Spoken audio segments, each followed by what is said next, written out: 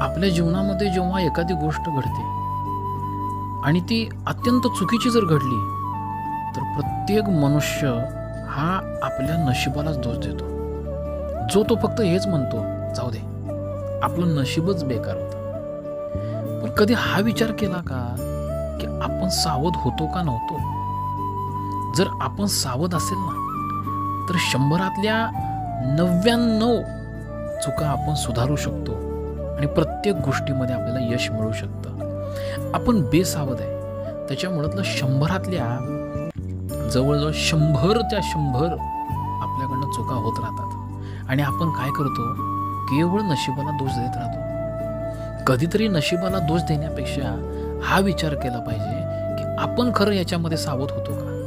आपण जर सावध असेल ना, तर 100तल्या 100च्या 100 सुद्धा आपण यश मिळवू शकतो.